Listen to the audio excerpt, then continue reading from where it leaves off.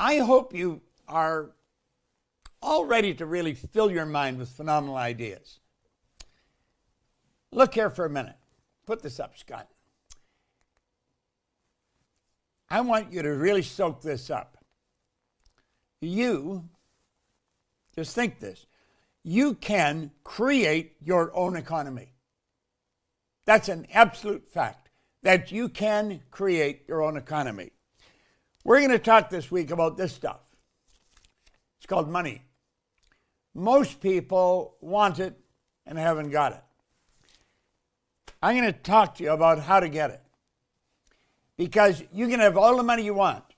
A man sat down with me in 1961 and he put an R on a sheet of paper. Then he put 3 letters down beside it.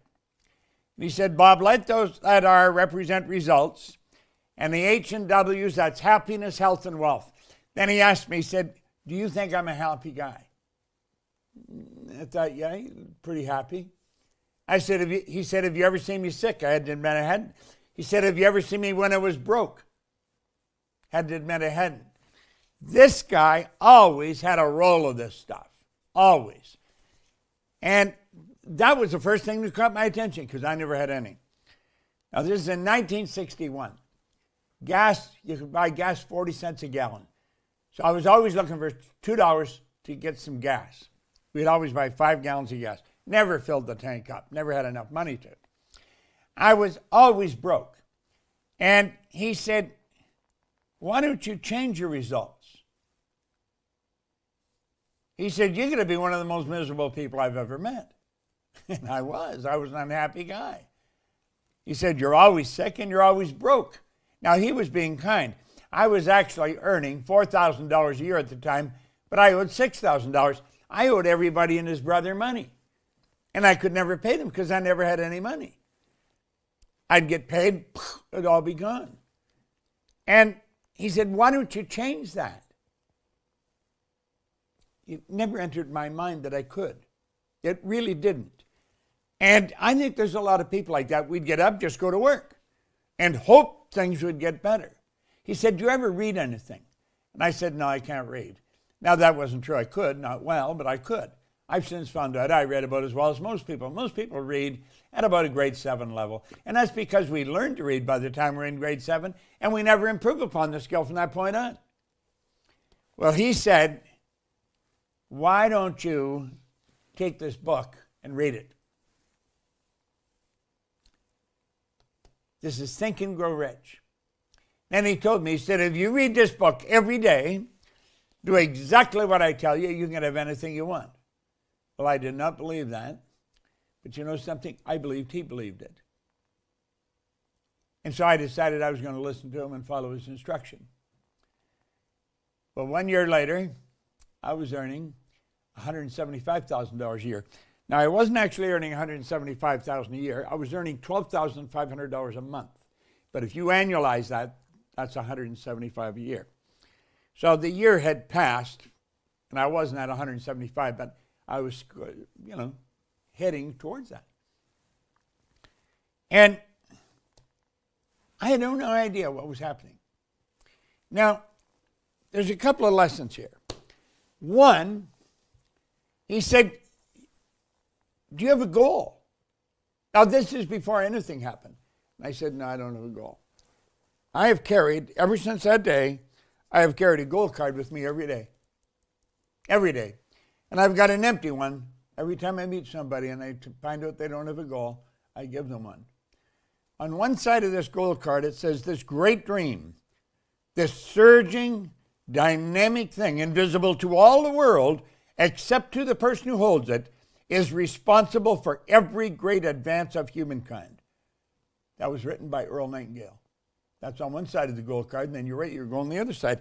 Well, I wrote I wanted to have $25,000 by New Year's Day of 1970. I wrote that on in 1961. I didn't believe it would happen. And I didn't believe it would happen at all. But I've carried that in my cart, or in my pocket. Not that particular goal, but that was the one I was carrying then. And when I started to read it, he said, read that every day. So I started to read it, and what happened was I started to hear people talking about earning money. I never heard them talking about earning money before. All I was ever talking about was debt. But reading this card, I started to hear people talk about it. Now, I started to create an awareness of earning money is what happened to me. And that's what's got to happen to you if you really want to earn a lot of money. And one thing led to another, and I heard a guy say there was good money cleaning floors. I said, I'm not proud, I'll clean floors. So I started to clean one office, $15 at a time to wash the floor, washed it twice a month, $30 a month. And then I got another office to clean at $65 a month. Now I'm up to $95. That was a lot of money.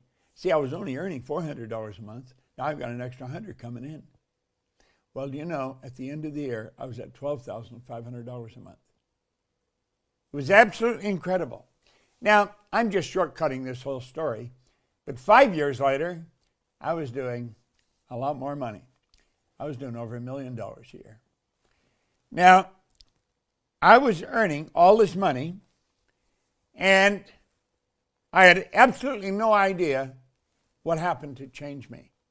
See, I was doing the right thing, but I didn't know what I was doing. I wasn't paying attention to what I was doing. I was just doing it. But I wasn't charting it and looking it down. Well, this is how you change. My life had really changed. I had offices, to clean offices in Toronto, Montreal, Boston, Cleveland, Atlanta, and London, England. I'm over there, and I'm earning over $1 million, and I've just thrown it all over the place. I go down to Playboy on Park Lane, right beside the London Hilton, play roulette. I didn't care if I lost, and as a result, I usually won. One day, I thought, what the heck happened? How did my life change so dramatically? And I didn't know. I did not know. But I felt like I was being irresponsible. And I thought, I'm going to figure out why my life changed so much. My life changed so dramatically. Do you know, it took me 9.5 years. And when I figured it out, all I wanted to do was teach this to other people. And that's what I've been doing ever since. Now, I want you to look at all these words, because that's what we're going to cover here this week. We're talking about money. We're going to get into paradigms, understanding the mind, perception, decision, attraction, discipline, service. We're going to get into mind and paradigms today. But I want you to look at that. Pay real close attention to that. Because this week, that is what I'm going to teach you. I am going to teach you exactly how to change your life from where you are to where you want to be. And I'm going to get you to remember it. I'm going to get you to remember how you changed. You see that there? Dad's money pump. Dad's money pump. Now, why would I put that? It sounds so ridiculous. I put it there deliberately. I wanted it to be ridiculous. I have worked with Harry Lorraine, who has the best trained memory in the world. Harry's still living. He's 95 years old. I'll soon be 95 years old myself. But at any rate, Harry's 95. He was the best trained memory in the world. And he said, to develop your memory, it's ridiculous association. Ridiculous association.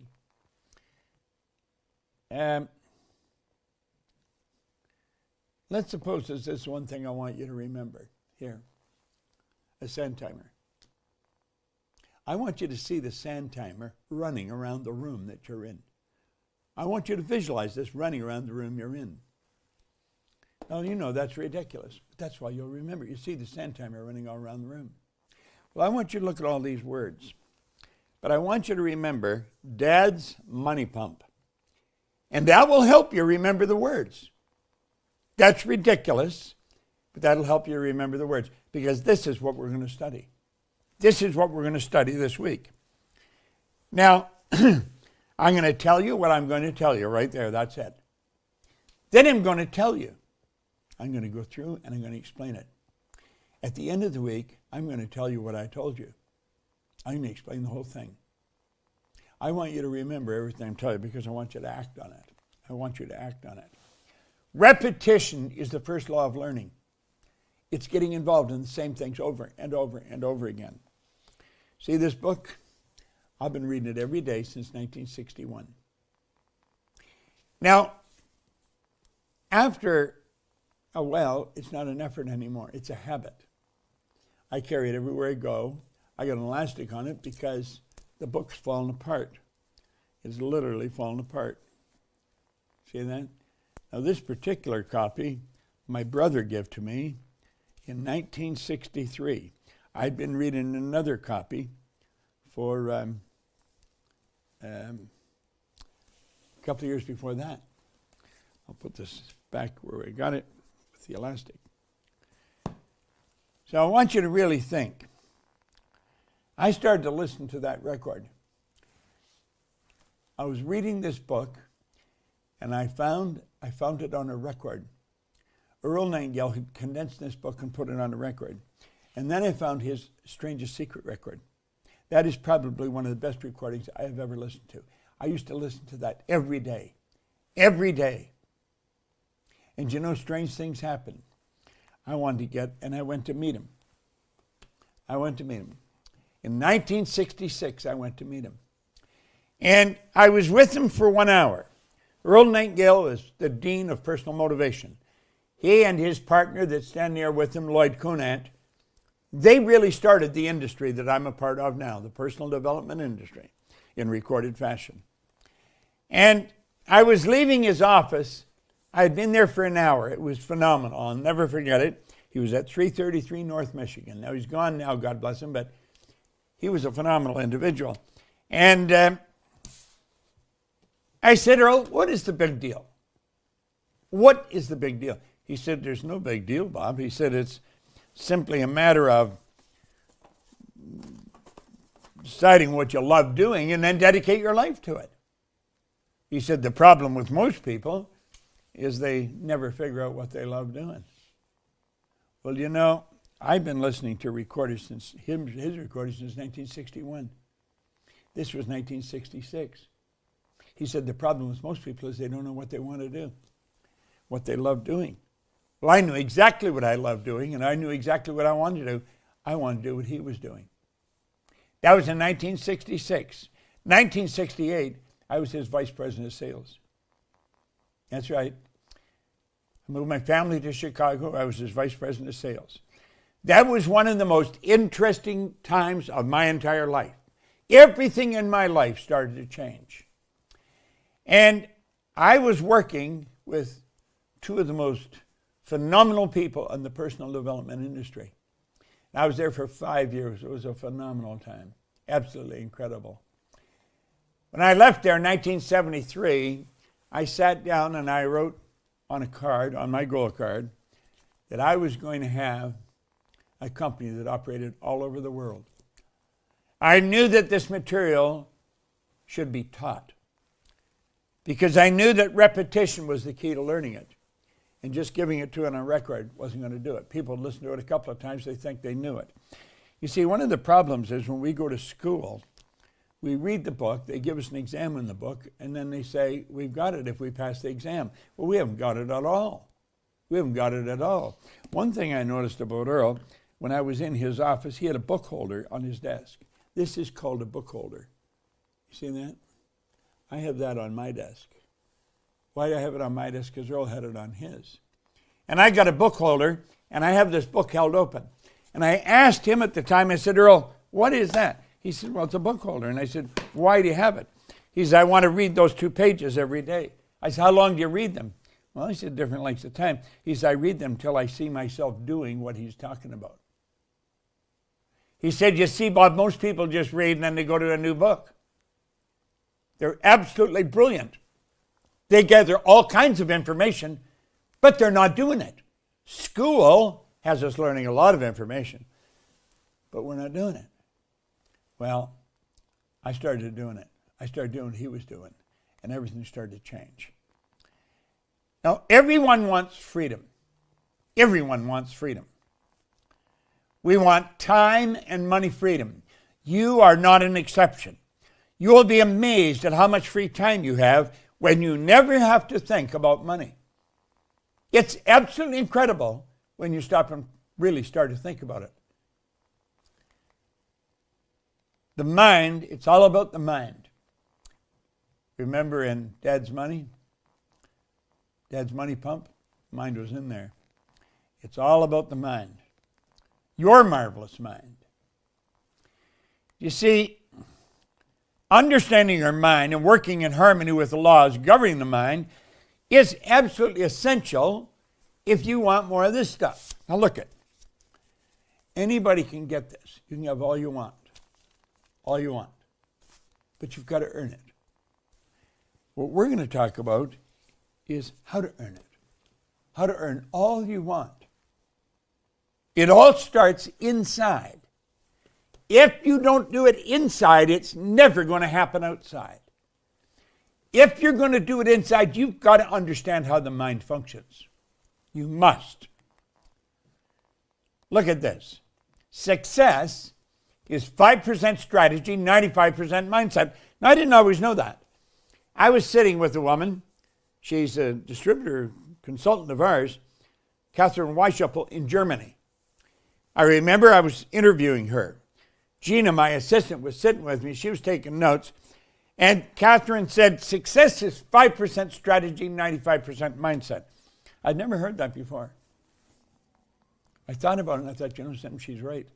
That resonated with everything in my mind. It felt perfectly comfortable. 5% strategy, 95% mindset. Well, there's the man that really made an enormous difference in my life, and I met him after I started with Gil Conant, because he's the one that really taught me what I know about the mind, to start off. I had an enormous amount. Keep in mind, I had started studying this in 1961. I was addicted to studying this because I knew that the secrets in life were tied up in these books. In fact, you can have anything you want by getting into enough books and getting enough of the information. Val Vanderwall sat down with me and he said, Bob, most people have no idea how the mind works. Val's gone now. That's a picture of him taken at the $1 Million Forum. The $1 Million Forum is something I started with Mark Victor Hansen, Bernie Thorman, Jack Canfield. We were teaching people how to earn $1 million by setting up multiple sources of income. We'll talk about that this week. And in fact, that's where Mark and Jack started Chicken Soup for the Soul in there. But Vanderwall, he sat down with me and said, I'm going to show you something about the mind. And he talked about a man that he had worked with, got to know. And he said, I want you to look at the mind, and I want you to look at your mind and at your paradigms. Because he said paradigms, Bob, are controlling your life. And he said there was a doctor in 1934, a Dr. Thurman Fleet, who was very involved in the healing arts. He stated the mind is an activity, it's not a thing. No one has ever seen the mind. In order to gain clarity and eliminate confusion, he said, I'm going to create an image of the mind. No one has ever seen the mind. Now think of this for a moment. A lot of people believe that the mind is the brain. The mind is not the brain. The brain is not the mind any more than your hand is. The brain is an electronic switching station. The mind thinks, it activates brain cells. That's what thinking is. It's mental activity. And as you activate the brain cells, you alter the vibration that this instrument, our body, is in. And when it alters the vibration, you change what you attract into your life. Well, this good doctor said, there's a problem in the healing arts. He said, we're treating the body for disease. And he said, we're treating symptoms. We're not treating the cause of the problem at all. If you're going to treat the cause of the problem, the cause starts in the mind. You're always working from a higher to a lower potential. Think of this for a moment. No one knows what electricity is. No one. No one alive knows what electricity is. But we do know if you're working with electricity, you must work from a higher to a lower potential. Always. And if you try and go contrary to that, you'll get no use out of the electricity. You must work from a higher to a lower potential. The only limit on the electricity, we say this is electricity, the lights. That's an expression of electricity. And the only difference here The difference in expression of electricity is the size of the light bulb. Put in a bigger bulb, you have a greater expression, more light. The only limit to the mind is on the body. It's the limit that's placed on the form through which it flows, the body. So he said, I'm going to make a picture of the mind. And he said, I want that to represent the mind. And he started to talk about it. He said, that is the conscious mind, that is the subconscious mind, and this is the body. Now, if you want to earn money, you must understand how the mind functions, because it's the mind that attracts this stuff. This doesn't happen by accident. You see, a lot of people believe that you got to be really smart to earn a lot of money. You don't have to be really smart to earn a lot of money at all. I wasn't very smart, and I was earning over $1 million a year. You don't have to be smart to earn money. You'll find people leaving the most prestigious universities in the world with degrees coming right off the end of a business card. And they're broke, and they don't know how to earn money. Being smart isn't it. You have to be aware. There's a big difference. You see, we have got lost and fallen in love with developing the intellect. We want to develop awareness. I want you to become aware in this week of how your mind functions, how money is attracted to you. Money must be earned. You must earn it. This stuff has to be earned. People think you earn money going to work. That's absurd. You don't work for money. You provide service to earn money. Now, the drawing you see there is, without question, the most valuable idea I have ever learned. The conscious mind, the subconscious, and the body. The body is the instrument of the mind. So let's look at it.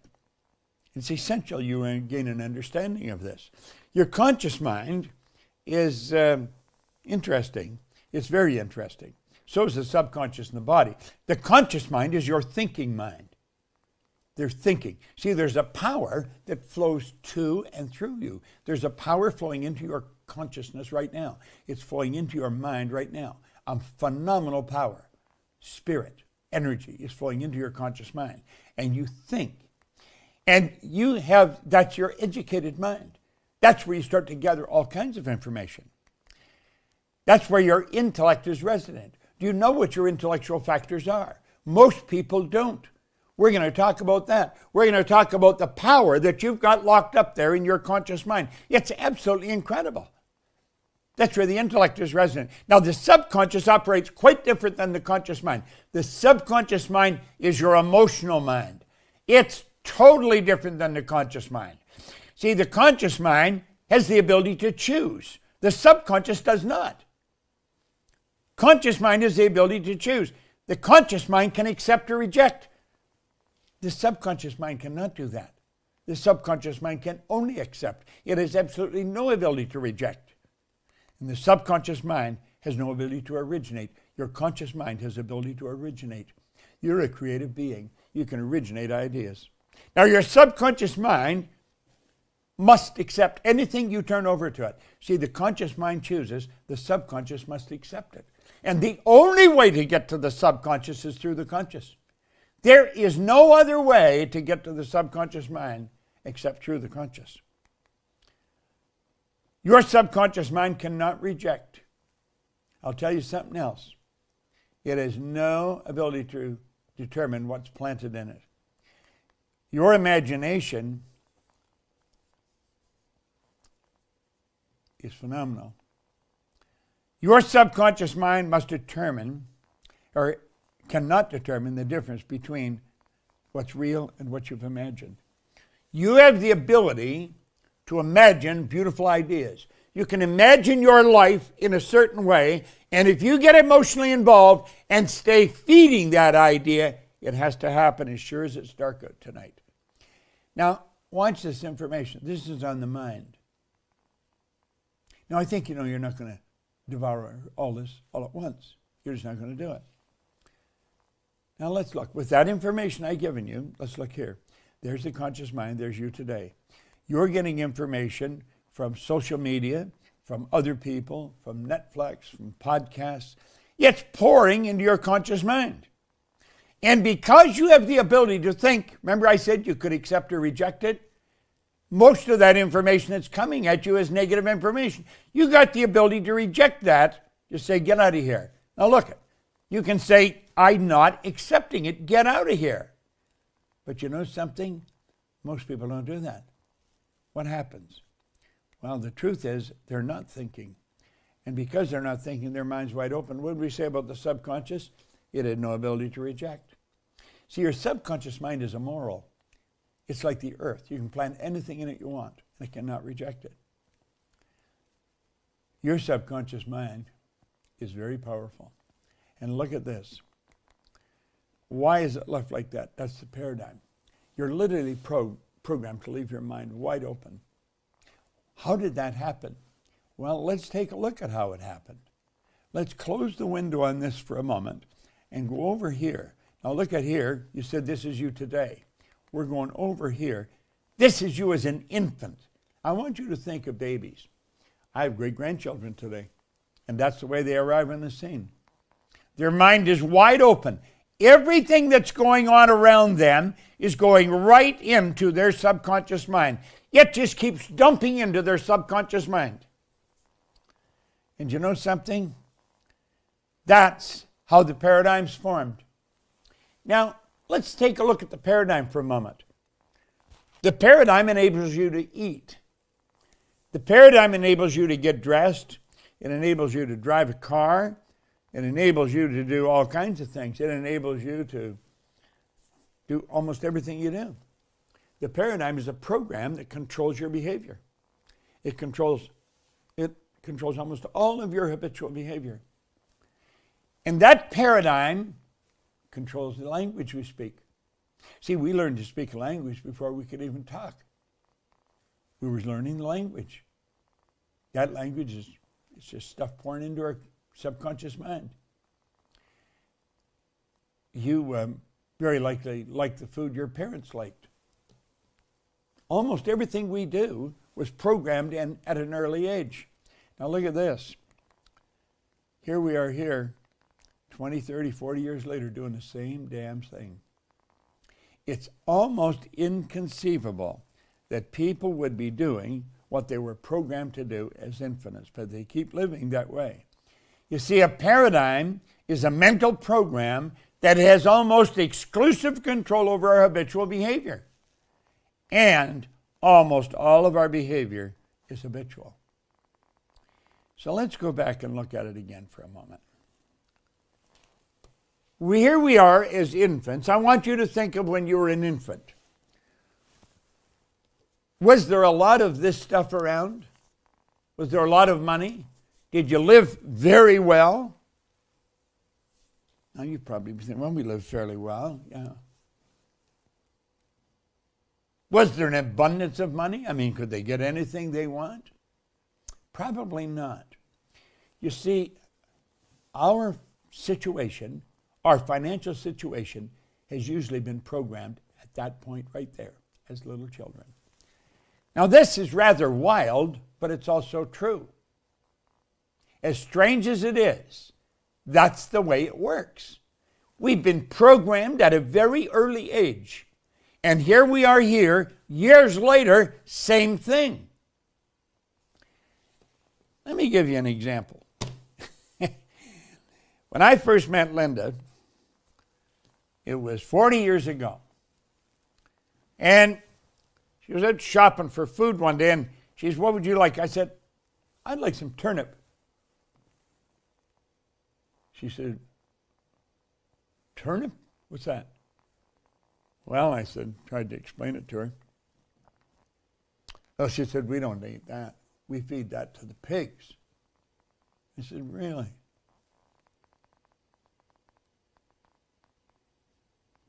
They're thinking about it. And she said, we eat the green of the turnip. I said, what's that? She said, well, that's the green, the top of it. The turnip is a root and has green on the top. We eat that. I said, isn't that strange? We feed that to the pigs. Now, Linda was raised in southern Alabama and Florida. So she was raised in a totally different culture than I was raised in. They eat the green of the turnips, we eat the turnip. Today, Linda and I don't eat turnip at all. We don't eat the green or the root.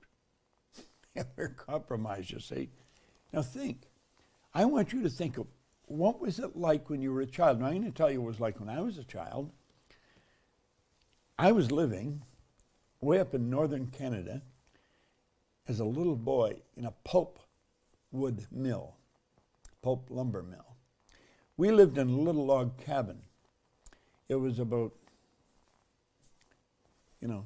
25 yards from the railroad track. In fact, when the railroads went by, when the rail train went by, the cabin would shake.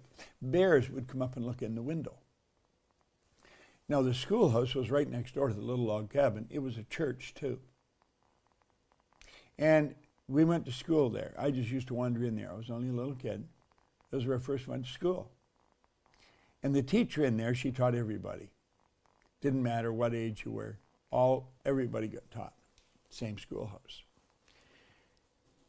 This was during the Great Depression. This was in 1934 to 1939, right in the heart of the Depression.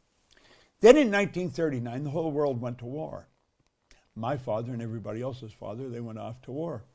So we had no fathers at home. Our mothers were all working, our grandmothers were looking after us. Now think, this is where I'm growing up. There was all kinds of lack and limitation. That's what I was programmed with. And that's what I had to change. Now, I don't know what you were programmed with, but I do know whatever it is, if you don't change it, it's going to control the rest of your life. Now, the paradigm, it's a mental program that has almost exclusive control over your habitual behavior, and almost all of your behavior is habitual. So look here for a moment. This is really important that we get this straight. School gave us valuable knowledge. However, school never taught us how to alter our paradigms. Now think about this. Therefore, we frequently do not do what we already know how to do. See, it's not that we don't know how to do stuff, it's that we don't do what we already know how to do. Now look here for a moment. We have superior knowledge, inferior results. That causes confusion and frustration. We know a lot better. Why do we get such terrible results? Well, let's take a look over here. We'll put the model back up again. School piled all kinds of information into our consciousness. However, the results don't match all that information. See, the results are not good, and yet the person knows a lot. It isn't the knowledge that produces the results. The paradigm produces the results. And if a person is going to change results, they have to gain an understanding of how to change the paradigm. Now, that's part of what we're going to talk about this week. Because if you don't change your paradigm, you're not going to change the results. You see, if you want to earn more of this, you've got to change what's going on in your subconscious mind. Otherwise, you're not going to do it. You just won't do it. Now, I'm really good at earning this stuff. I'm very good at it.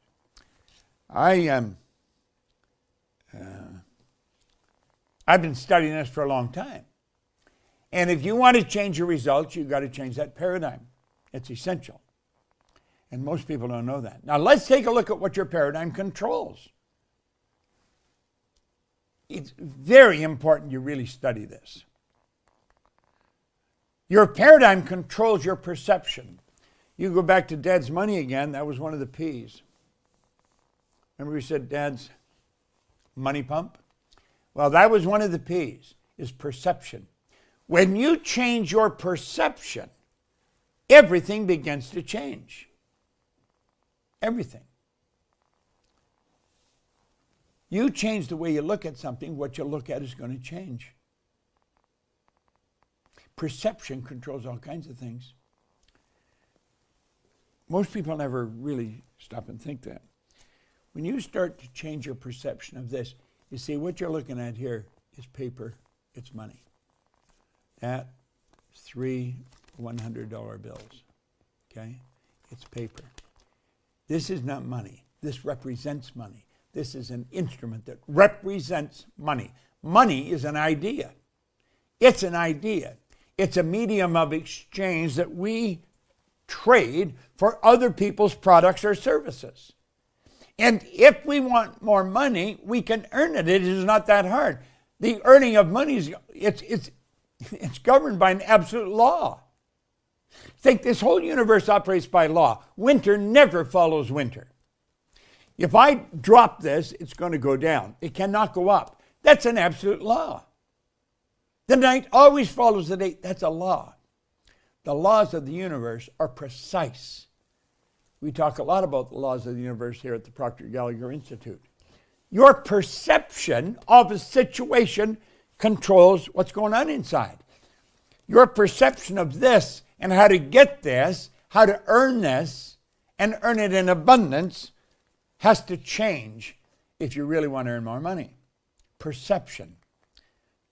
Your paradigm controls your use of time. Do you know that everybody gets exactly the same amount of time? We get all there is. So it's what we do with our time that really makes a difference. Now think of that. I'll give you, here, let's shift our perception on time. Let's suppose that you studied this for 1 hour a day. Just 1 hour. You got 24 of them. Just 1 hour. The man that gave me the book suggested that. He said, do you know that that is 9 40-hour weeks in a year? Study how to earn money for 1 hour a day. That's 9 40-hour weeks of concentrated study a year. 9 40-hour weeks. If we learn how to utilize our time, time cannot be managed. It cannot, only activities can be managed. Time cannot be managed, but it can be wasted. Creativity. Do you know that when I left public school, my school teacher, Miss Strawn, God bless her, she'd be long gone now, but she said to me, Bob, where are you going? And I said, I'm going to Melbourne Collegiate. Oh, Bob, don't go there. Go to Danforth Tech, Bob, and get a trade. You'll never do well in business. So what I know, I mean, this is Miss Strawn. She's like God. So off I go. Danforth Tech. I was only there a month. I shoved my thumb into a bandsaw. I cut the end of it off. They had to sew it back on. Do you know, whenever it's cold, that thumb hurts still. 80 years later, it still hurts. I am extremely creative. Very creative. But for years, I didn't know that. Do you know that you're creative? You are very creative. I don't know if you're developing your creativity or utilizing it. You are God's highest form of creation. Your effectiveness, you know, your mind controls your effectiveness. And your effectiveness controls your productivity. You can become much more effective at everything you do if you make up your mind to do it. I am forever thinking, how can we do it bigger? How can we do it better? How can we do it faster? Because the way is here. Just stop and think of these things. My goodness, it was just somebody's thinking. It was an idea. And look at it today. I can just press a button. It'll cause a number to ring on the other side of the world. And the two of us can sit here looking at each other, carrying on conversation. That was an idea in somebody's mind. They were very creative and very effective. And therefore, they produced this beautiful phone. You see, when I was about 15, we didn't have a phone. That was when I got a phone, when we were 15. And the phone was one of those great big things that you hold, you know.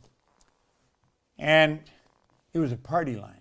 God knows how many other people. There must have been 50 other people, homes on that party line.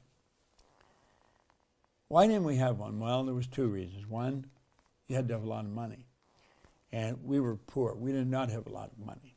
So we couldn't get a phone. Well, eventually we did. All right? And not only that, there weren't that many frequencies. You see, a phone operates on a specific frequency. There's a specific number for this phone. And that dictates the frequency that it works on. Okay? Now, when you really understand that, you can change a lot of things in your life. There is an infinite number. We didn't always know that. We thought there was a limited number of frequencies. Therefore, you can't have more phones. Now we know there's an infinite number of frequencies, and you can have all kinds of phones. And we do. Effectiveness, more productivity. Logic controls more than anything else. Logic stops everything we're going to do. It was illogical that we could fly in the air. Anything heavier than air is attracted towards the center of the world. You cannot fly. Two young bicycle mechanics in Dayton, Ohio, in 1903, I think it was, they knew they could get a plane in the air, and they eventually did. They were not aeronautical engineers. The American government had spent millions of dollars trying to get a plane in the air. Can't fly. Two young bicycle mechanics got us in the air. See, logic stops most people from doing most things. You'll hear people say, well, that is just illogical. That is totally ridiculous. Your goals should be ridiculous. Your goals should be illogical. Your goal should be right out there where you can go. Now listen, your paradigm controls your ability to earn money. It definitely controls your ability to earn money, so you pay close attention to your paradigm. Your paradigm controls your ability to earn money. Your paradigm controls you to a very large degree. Now look at all you're boxed in. Every time you go to change anything, you hit the wall. It seems like you're boxed in. Now, when you go to change your paradigm, those walls come down. When you make up your mind to change your paradigm, the walls come down. Now, when the walls come down, you don't hit the wall anymore when you go to change. The walls aren't there. They're not there. Now, get this. When you change the paradigm, I want you just imagine the change that can take place in your life. There's an enormous change can take place in your life. That change will be huge, and that change will be permanent. This is the beautiful part of this. This is what we've got to understand. It's not only huge, it's permanent. Look at this for a moment. Let's suppose we just change the way we utilize our time. If you just worked one more hour a day, how would that affect your ability to earn money? Now think of that for a moment. If you study this for 1 hour a day, how would that attract your ability to earn money? You see, I started to study this, and my income started to change. I was earning 100,000, then 400,000, then $1 million. One day I realized there's literally no end to how much of this stuff you can earn. Then I started to find the more generous you are, the more money you're going to earn. Now that sounds really absurd. The more money you give away, the more comes back to you. That is a law of our being. Now, some people don't want to part with it. They don't want to let it go. They don't work hard to get it. The more you let go, the more comes in. Now, look at this real carefully. You just work or change something for 1 hour a day. It makes an enormous difference in your ability to earn money. This idea of paradigm, it's huge. You've got one. Now, I want you to stop and think of who formed the paradigm. Your parents, my grandmother, my aunts and uncles, my neighbors, the teachers. None of these people really knew how to earn money. I'm not saying they're bad people. They're not bad people. They're very good people. But they didn't know this. They didn't know this, so they couldn't do anything. You see, we don't even know how to change it. Now let's take a look here. Let's take a look at organized education, and let's take a look at the Proctor Gallagher Institute. I want you to really pay attention here. You can really learn something this week, but you've got to give us your undivided attention.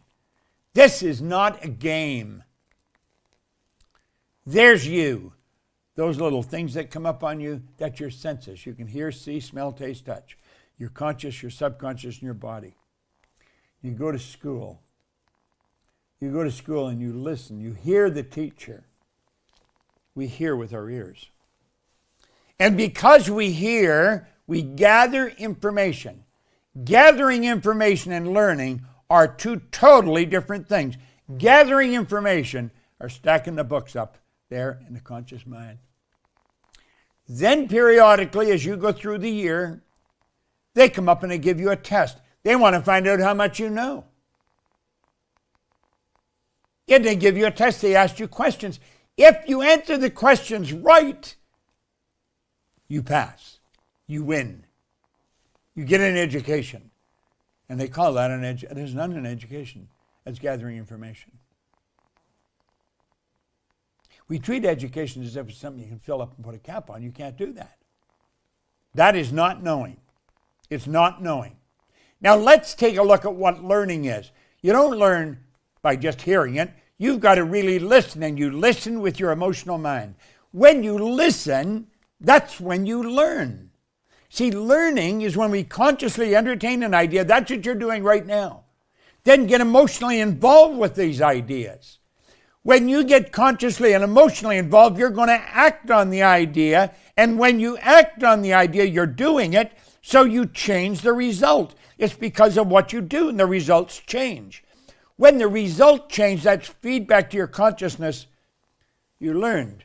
You learned if you think about this, get emotionally involved and do it, you'll change the result.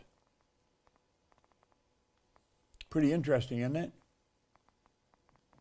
Pretty interesting. Well, I'm going to tell you something. It's only through repetition that this happens. When repetition, why repetition is necessary when you're changing paradigms. Now, I want you to really think, really listen, and really give me your attention. The white line here represents the sound of a recording playing, or that would be me talking. The red line will represent you listening to the recording. Okay? I would listen to the same recording over and over and over. There's the sound of the recording playing. This is the sound of me listening to the recording. So I'm listening to the recording, and bang, an idea hits, and off I go on a thought trip. Now, I'm not listening to the recording. I'm thinking about what I'm listening to, the idea. So as I'm up there playing with this idea, the sound still plays. Do you notice the white line's still going underneath? And then I quit thinking about that idea, and I come down and I start listening again. Then I go along and bang, another idea hits, and off I go on another thought trip. So do you see, I could listen to the same recording every day for a month, not listen to the same idea, not think about the same idea over and over and over again. Well, you've got to keep entertaining that idea over and over and over. That's how paradigms are formed, and that's how they can be changed. You see, the second time you put it on, you don't listen to the same thing. How was your paradigm formed? It was in your little life. That was when the ideas was dumped into your subconscious mind. That's how the paradigm was formed. And that's what you've got to do here. Now look at, if you listen to the same recording again, you don't come down on the same spot. You know, you say, if this would happen, then you'd listen to it just a few times and you got it. But that's not what happens. It's next time you listen, you stop at a different point. The point is, you could listen to the same recording 50 times and still hear something. I never heard that before. Well, you did hear it before, but you weren't listening when it was played. This is so important. And this is how we change the paradigm. Now look here for a moment. There's the mind, okay? And there's the body, okay? The conscious mind, the subconscious. You see, hear, smell, taste, touch. Those are senses that are hooked up to the conscious mind, okay? That's how most people live. They just live by the outside world, by what they hear, see, smell, taste, touch. They never understand that their conscious mind is also their intellectual mind, and they have these higher faculties. Let me tell you something. You are different than all the other form of animal life on the planet. All the other little creatures running around the planet are completely at home in their environment because they blend in. You and I are totally disoriented in our environment. We don't blend in. We're totally disoriented. Little animals are completely at home in their environment because they do blend in. They operate by instinct, which is perfect. We had instinct removed and higher faculties put into place. We have these higher faculties. We can create our own environment. Now look here for a moment. You have perception, the will, imagination, memory, intuition, reason. Okay? These are enormous, powerful parts of our personality. We were taught nothing about these. You got nothing about these in school. And you know something? They're all sitting right here in our conscious mind, waiting to be utilized. Now, if you really want to earn a lot of money, you're going to have to start using those faculties. Now, all week we're going to be teaching you more about the mind, and the objective is to teach you how to earn this stuff. Everybody that's on this teaching you knows how to earn that stuff. They're all doing very well. Okay? I'm going to look forward to being back here at 10 o'clock tomorrow morning. I want you to remember every bit of this. Remember what we said? Dad's money pump. Get all those words down because it's very important. One of the words was memory. Down here.